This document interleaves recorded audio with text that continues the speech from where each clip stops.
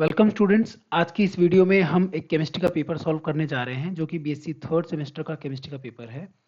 ये पेपर आज की डेट मतलब 23 जनवरी 2023 को दीनदयाल उपाध्याय गोरखपुर यूनिवर्सिटी में कंडक्ट कराया गया है। और जो ये पेपर है केमिस्ट्री का, इसमें टोटल 40 क्वेश्चंस ऑप्शन में दिए गए थे स्टूडेंट्स को। एक मिनट। 40 क्वेश्चंस पूछे गए हैं इस पेपर में, और जो सभी पर्सन करने होंगे, मतलब सारे ही क्वेश्चन स्टूडेंट को अटेम्प्ट करने हैं। और तीसरा पॉइंट है कि एक क्वेश्चन 1.5 मार्क्स का है, मतलब 1.5 मार्क्स का है। जो टाइम था वो 1 घंटा दिया गया था, और जो मैक्सिमम मार्क्स हो गए, क्योंकि 40 क्वेश्चन है और 1.5 मार्क्स का एक क्वेश्चन है, तो टोटल मार्क्स हो गए 60 मार्क्स।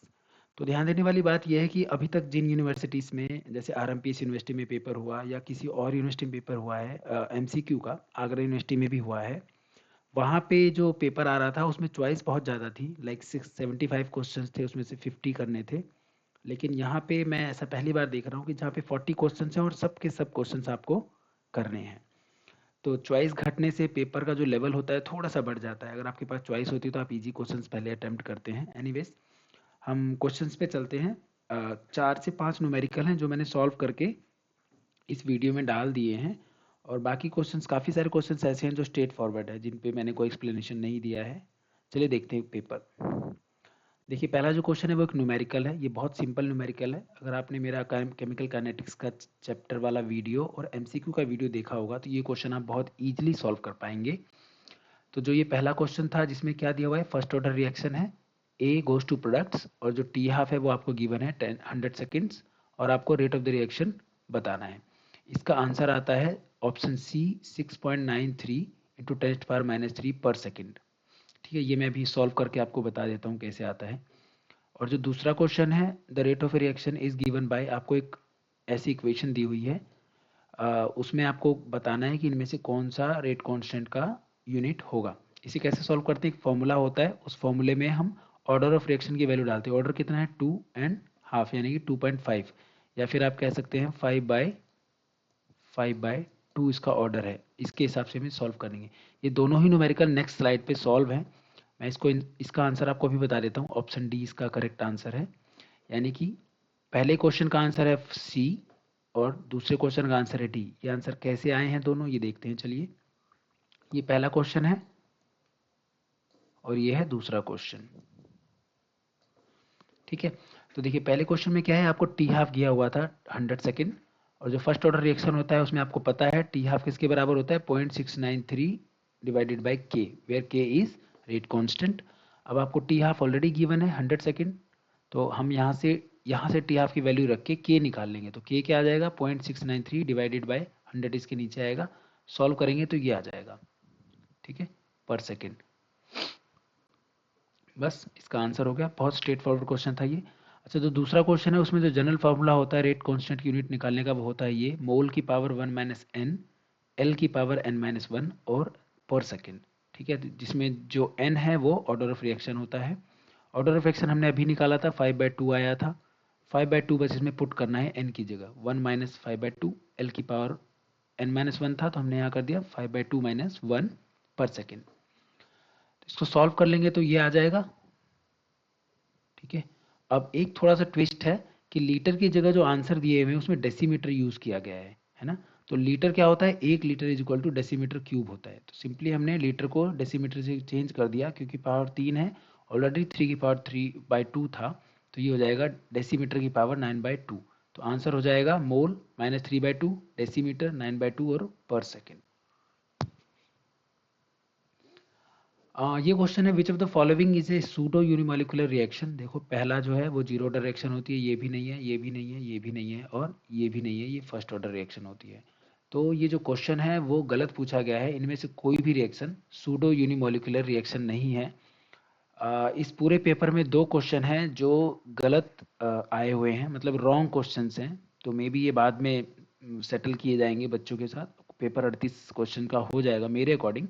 हो सकता है कि मैं गलत हूँ 1%, बट मेरे अकॉर्डिंग ये क्वेश्चन गलत है। और एक क्वेश्चन और है जो लास्ट में गलत है, वो मैं आपको बताऊंगा, क्वेश्चन नंबर 37, वो भी गलत है जहाँ तक मैं समझ पा रहा हूँ।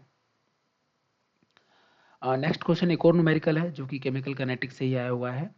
In how many years will 40 milligram sample of 40 carbon 14 जिसका टी हाफ आपको गिवन है 5760 years be reduce to 10 milligram.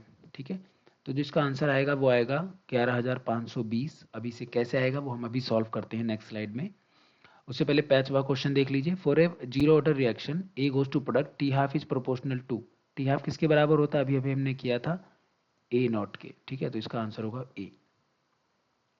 अब देख लीजिए वो न्यूमेरिकल कैसे सॉल्व हुआ। टी हाफ आपको गिवन है 5760 ईयर्स, तो टी हाफ से आप के निकाल लेंगे, के आ जाएगा, के क्या होगा 0.693 डिवाइडेड बाय जो भी आपको वैल्यू दी हुई है 5760, ये इसको हम अगर रखेंगे तो सॉल्व करने पे ये आ जाएगा 1.22 × 10⁻⁴। अब टी कैसे निकालेंगे, इसका फॉर्मूला होता है 2.303 बाई के, क्योंकि एक फर्स्ट ऑर्डर रिएक्शन है, तो log A not over A T. ठीक है, तो 2.303 1.2 10⁻⁻2 ये के की वैल्यू हमने यहाँ रख दी, और लॉग 40 ओवर 10, जो ए नोट है वो आपका 40 है, ए टी आपको 10 दिया हुआ है, ये कट जाएगा, यहाँ आ जाएगा 4, तो लॉग 4 की वैल्यू यहाँ 0.6020 रखेंगे और मल्टीप्लाई करेंगे तो ये आंसर आ जाएगा। Next, which factor favours the reverse reaction in a chemical equilibrium. ऐसे क्वेश्चन में ना आपको पढ़ना चाहिए कि पूछ क्या रहा है वो आपसे, करेक्ट एग्जैक्टली क्या पूछ रहा है। ये पूछ रहा है कि रिवर्स रिएक्शन मतलब हम इस रिएक्शन को इधर ले जाना चाहते हैं इस इक्विलिब्रियम को, तो हमें क्या करना पड़ेगा।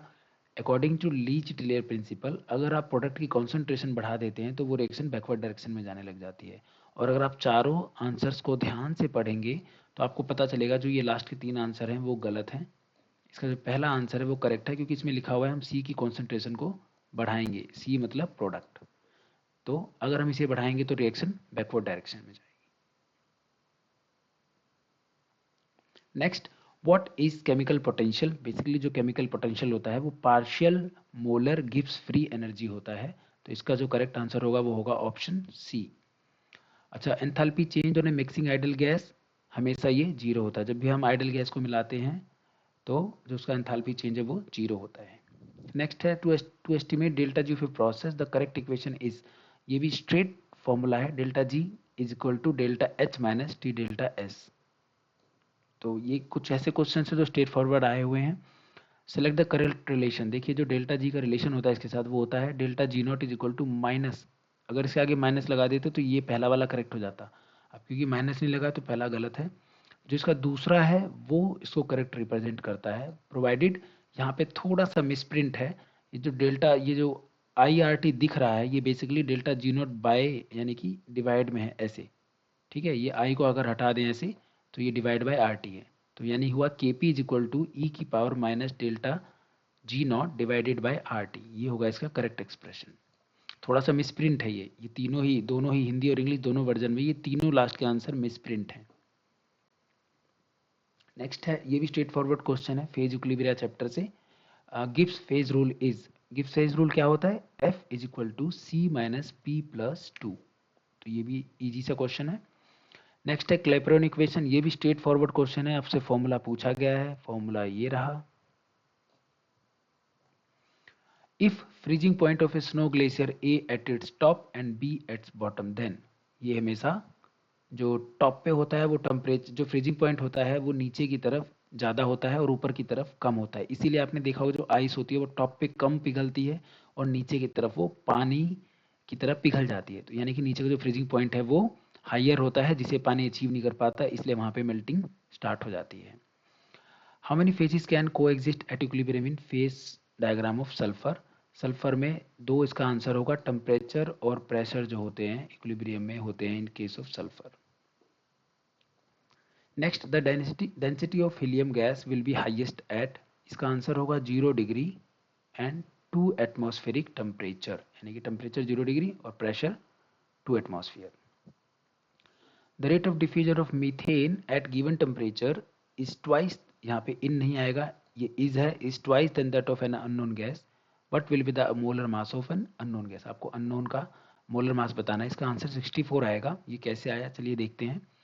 एक फॉर्मूला होता है इसका R1 by R two under root M2 by M1, तो क्योंकि आपको इसने रेट डबल किया है तो यहाँ पे A डिवाइडेड बाई 2A हो जाएगा, और M2 जिसका गिवन है 16, और नहीं सॉरी मैंने यहाँ पे M1 उल्टा लिख दिया है, यहाँ पे M2 नीचे लिखा है m1 की वैल्यू 16 है, यानी कि ये होना चाहिए m1 और ये होना चाहिए m2। Now it's correct. तो ये 16 है, m2 आपको निकालना है। दोनों साइड अगर हम यहाँ पे स्क्वायर करेंगे तो ये हो जाएगा 1/4। अगर हम इधर स्क्वायर कर दें तो ए तो कट चुका है, तो 1/4 हो जाएगा। और अगर हम इधर स्क्वायर करेंगे तो ये जो ये है ये कट जाएगा अंडर रूट, तो ये आ जाएगा। तो m2 की वैल्यू आ जाएगी 16 इंटू में 4 is equal to 64। Next, if the mean velocity of perfect gases molecule at 27 degree Celsius, यानी कि टेम्परेचर ये है, इस पर इतना है, तो आपको मीन एवरेज वेलोसिटी बतानी है इस टेम्परेचर पे। ये भी स्ट्रेट फॉरवर्ड न्यूमेरिकल है, एक सिंपल सा फॉर्मूला लगना है इस पे। देखिए v2/v1 is equal to under root t2/t1। ठीक है, तो v2 निकालना है हमें, v1 को हम इधर ले आए, मल्टीप्लाई में डाल दिया। ठीक है, t2 आपको गिवन है, t1 आपको गिवन है, v1 आपको गिवन है, ये तीनों ही वैल्यू आपको गिवन है। बस फॉर्मूले में पुट करिए और आंसर 0.8 मीटर पर सेकेंड। हाँ, एक थोड़ा सा चेंज है कि आपको जो ये वैल्यूज हैं ये आपको डिग्री सेल्सियस से केल्विन में चेंज करनी है। तो 927 का मतलब हुआ 1200 केल्विन और 27 डिग्री का मतलब हुआ 300 केल्विन। हम इसमें 273 ऐड कर लेंगे to calculate in kelvins. Next question है the product of PV for a gas has same unit as, ये एनर्जी के बराबर होता है। The value of van der Waals constant is maximum for, van der Waals constant किसके लिए मैक्सिमम होती है? ये होती है NH3 के लिए, क्योंकि ये हाईली पोलर होता है और बाकी सारे नॉन पोलर हैं। Next, the value of compressibility factor of an ideal gas is 1, ये भी स्ट्रेट फॉरवर्ड क्वेश्चन है। Helium has the lowest boiling point because it has minimum polarisability, इसकी पोलराइजेबिलिटी नहीं होती इसलिए इसका लोएस्ट बॉइलिंग पॉइंट होता है। Dipole moment is given by, ये भी स्ट्रेट फॉरवर्ड क्वेश्चन, एक फॉर्मूला है Q इंटू में D। Neopentane has lower boiling point than that of N-pentane because N-pentane is linear with large surface area.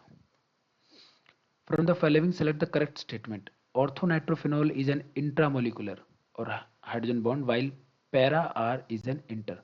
पहला ही answer इसका correct है और बाकी जो तीनों हैं वो गलत हैं। मैंने तीनों को पढ़ा है। जो पहला है उसमें क्या होता है, ऑर्थो नाइट्रोफिनॉल, जो फिनॉल होता है ऑर्थो पे भी इंट्रा दिखाता है, यानी कि एक ही मॉलिक्यूल के अंदर ही हाइड्रोजन बॉन्डिंग होती है। और अगर वो पैरा पे चला जाता है तो वो हाइड्रोजन बॉन्डिंग नहीं हो पाती इंट्रा, लेकिन इंटर वो पॉसिबल होती है। बाकी सारे इसके आंसर गलत हैं। Select the wrong statement about the 3 states of matter from the following. Compressibility of gases is highest, ये भी करेक्ट है, आपको रॉन्ग स्टेटमेंट बताना है। गैसेज है मैक्सिमम एंट्रोपी, ये भी करेक्ट है। Forces of attraction is highest in solid, ये भी करेक्ट है। तो molecules of solid are liquid very close and they can not swap places, ये जो इसका आंसर है वो है इसका correct answer. Which of the following is not a bidentate ligand, इनमें से कौन सा बाइडेंटेट लिगेंड नहीं है? ये भी होता है, ये भी होता है, ये भी होता है। करेक्ट आंसर है इसका B. Which of the following ligand can act as ambidentate ligand, ambident ligand वो होता है जो दोनों तरफ से बॉन्डिंग कर सकता है, और ये है नाइट्रो, NO2 नेगेटिव, ये ऑक्सीजन से भी बाइंडिंग करता है और नाइट्रोजन से भी करता है। How many ions are produce from aqua solution of this, जो भी कंपाउंड आपको दिया हुआ है इसमें देखो 3 इससे निकल कर आएंगे और 1 इससे निकल कर आएगा, टोटल 4 बनेंगे। Answer is 4। What is the oxidation state of osmium, यहाँ भी मिस प्रिंट है, ये O5 लिखा हुआ है, ये बेसिकली OS है। ठीक है, ऑस्मियम S स्मॉल होगा तो ये ऑस्मियम हो जाएगा। यहाँ पे 5 इसकी वजह से होगा, अमोनिया की वजह से 0 होगा और 2 नेगेटिव इसकी वजह से होगा, तो 2 नेगेटिव और 5 पॉजिटिव ये उधर जाएगा, तो आंसर आएगा 3। तो ऑस्मियम का जो ऑक्सीडेशन स्टेट आएगा वो आएगा 3। विच of the following geometries cannot be represented by coordination number 8, तो जो क्यूबिक होती है वो 6 कोऑर्डिनेशन नंबर होती है, ये 8 होती है, ये भी 8 और ये भी 8, तो आंसर हो गया first. Which one out of the following have a digestion in fit for is, ये इज आएगा, मिसप्रिंट है यहाँ पे, is fit for paramagnetic this, क्योंकि ये वीक लिगेंड है तो इसमें sp3 हाइब्रिडाइजेशन होगी। अगर ये साइनाइड होता तो इसमें dsp2 हो जाती। Crystal field stabilization energy for titanium, ये 2T नहीं बेसिकली 2+ है। ऑक्टाहेड्रल कॉम्प्लेक्स इज, इसका आंसर आएगा -8 DQ, क्योंकि इसके अंदर 2 इलेक्ट्रॉन होंगे लोअर स्टेट में, जिसकी वजह से ये -8 हो जाएगा।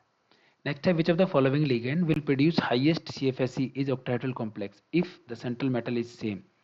तो ये NH3E नाइट्रो, इसका आंसर होगा नाइट्रो।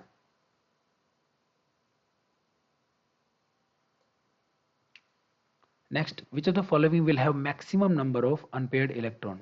D5 टेट्राहेड्रल में मैक्सिमम इलेक्ट्रॉन होते हैं 5। The strongest trans directing ligand is C2H4 is strongest trans directing ligand. Which one of the following ground state term बतानी है D5 की आपको फ्री मेटल आयन में। देखिए इसके इसमें क्या है, D5 दिया हुआ है तो जो आपका L हो जाएगा वो तो हो जाएगा 0, ठीक है। तो स्टेट कौन सी हो गई, S, यानी कि आंसर में S होना चाहिए। तो ये तो हो ही नहीं सकता, ये भी नहीं हो सकता, ये हो सकता है और ये नहीं हो सकता। और जो 2s+1 से, क्योंकि इसमें 5 अनपेड इलेक्ट्रॉन है तो 2s+1 से अगर S निकालेंगे तो ये आएगा 6, तो आंसर हो जाएगा 6s। ये जो क्वेश्चन है 37, ये क्वेश्चन जो है मेरे अकॉर्डिंग ये क्वेश्चन गलत दिया हुआ है। इसकी जो टर्म्स होती हैं वो इनमें से नहीं होती कोई भी। Laporte forbidden transition are govern by, देखो ये भी होता है लेपोटे अलाउड में, ये लेपोटे अलाउड में, ये लेपोटे अलाउड में, केवल ये है जो फॉरबिडन के लिए होता है, ठीक है। तो इसका आंसर होगा ऑप्शन डी, बाकी तीनों अलाउड के लिए हैं। What is the value of magnetic moment for chromium 3+, ये 3+ है यहाँ पे मिस प्रिंट है, फॉर आयन इज, ठीक है। तो क्रोमियम 3+ में क्या होता है, 3 अनपेयर्ड इलेक्ट्रॉन होते हैं। फॉर्मूला क्या होता है, N+2 और ब्रैकेट में N और ओवरऑल का अंडर रूट। तो इससे अगर सॉल्व करेंगे तो आंसर आएगा 3.87 BM। नेक्स्ट क्वेश्चन है which of the following configuration the orbital contribution is quenched for octahedral field. देखिए तो ऑक्टाहेड्रल फील्ड में जब भी जो नीचे के 3 ऑर्बिटल होते हैं उसमें अगर सिमेट्री मैं इसको ऐसे बनाता हूँ, ठीक है। डी ऑक्टाहेड्रल के केस में अगर नीचे सिमेट्रिकल इलेक्ट्रॉन फील्ड किए होते हैं तो उसमें जो ऑर्बिटल कंट्रीब्यूशन होता है वो क्वेंच हो जाता है। और आप इन सब का अगर स्ट्रक्चर बना के देखेंगे तो D4 के सिस्टम में ऐसा होता है, बाकी सब में जो नीचे है वो अनसिमेट्रिकल फील्ड है, T वाले केस में T2G, ठीक है। T2G के केस में केवल इसमें सिमेट्रिकल फील्ड है, तो ये होगा इसका करेक्ट आंसर। तो 40 ही क्वेश्चन थे, हमने 40 क्वेश्चन डिस्कस कर लिए हैं, जिसमें से 2 क्वेश्चंस गलत हैं, ऐसा मुझे लगता है। हो सकता है कि मैं 1% गलत हूँ, लेकिन मेरे अकॉर्डिंग 2 क्वेश्चंस गलत हैं और बाकी क्वेश्चंस मुझे जो सही आंसर लगे वो मैंने बता दिए हैं। अगर किसी बच्चे को कोई लगता है या किसी को भी लगता है कि कोई क्वेश्चन मैंने गलत बताया है तो हो सकता है, मैं भी इंसान हूँ, मुझसे गलती हो सकती है। आप कमेंट में ज़रूर कर दीजिएगा, मैं उस क्वेश्चन पे फिर से एक बार रिव्यू करूँगा। Thank you very much.